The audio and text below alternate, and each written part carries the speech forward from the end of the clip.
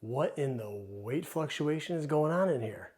So I mentioned before, I started running for weight management. What I'll show you is for years, my weight's gone up and down. I can fluctuate. I know how to gain weight and let myself go, but I also know how to lose it. I want to share over this next 12 weeks, this transformation of getting back to running, losing the 20 pounds that I found after the surgery.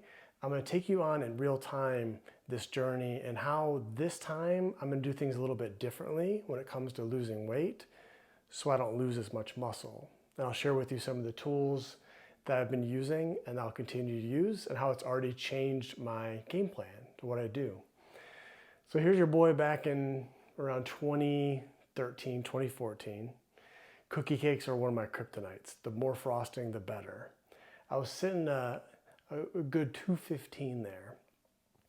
Here, 210, just looked bloated, like somebody just highlighted me in Microsoft Word, hit the bold button, just busting at the seams. Around 210 there. And then here's when I was at my peak, my leanest, around 175 pounds.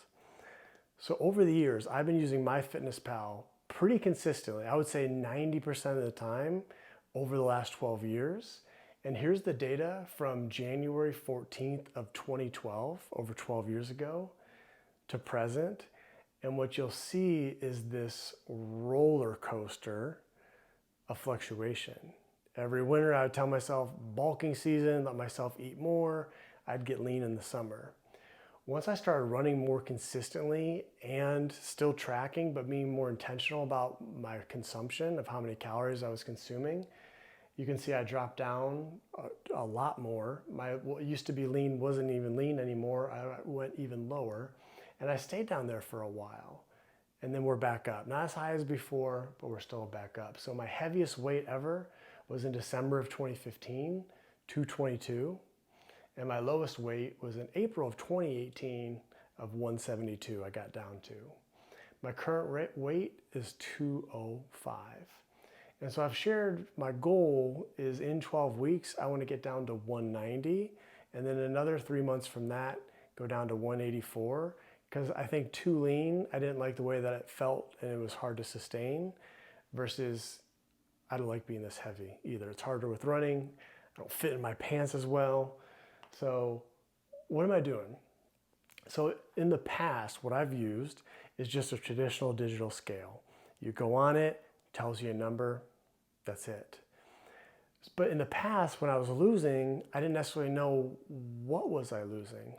Was it muscle? Was it body fat? Was it just water weight?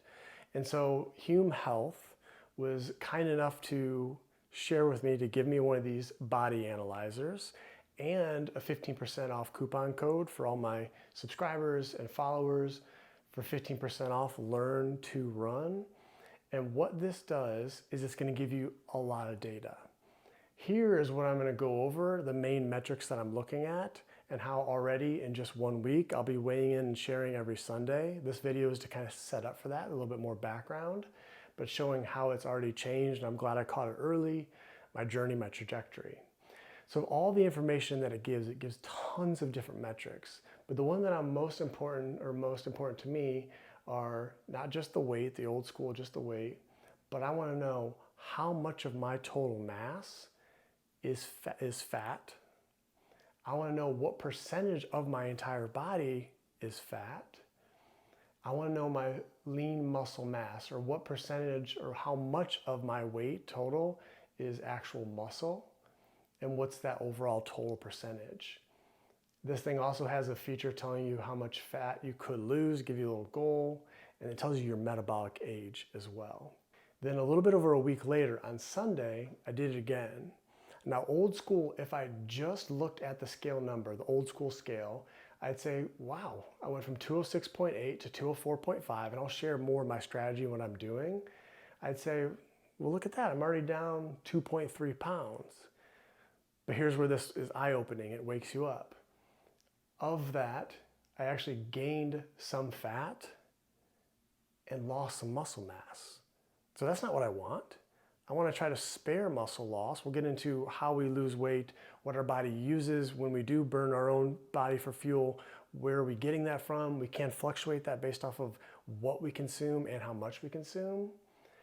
But this has given me a more eye-opening answer that I lost some muscle. So let's go into this a little bit deeper. This is going to be as big picture as possible. Try not to get into the details, the weeds of this. How can you use this information to apply this to your life and to your goals, whatever those are?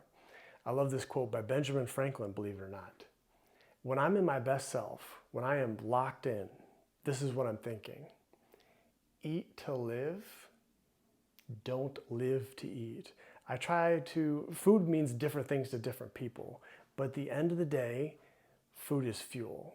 And I try not to base my entire existence and life around food. I'm eating more to live, to survive. So therefore, at the end of the day, if I'm in this mode, if I'm trying to be good, if I'm trying to lose, I remember that food is merely just fuel. So let's take it a step further. Let's use an analogy. Are we taking in and maintaining? Are we taking in what we're burning? Intake, output is matching? Or are we at a surplus, or are we at a deficit? So let's use this example of a train. Imagine you've got the train up here. This is like your mouth, this is your digestive system, and then you have these cabooses towards the back, which is stored fat. So in a typical day, let's say this train, which is like your body, it does 10 miles every day. That's just its baseline, what it does. Normally what it requires to do that is 10 coals per day. And so in a typical day, imagine like the coal is like food, how much calories you're consuming. Let's say you intake 10 coals, and we'll correlate to calories later. You use 10, you intake 10, flush, it's a neutral, we maintain. So what happens if we consume more fuel than we actually utilize? So in our example here, we only need 10, we consume 20, what's the result? If your body doesn't use it, it stores it.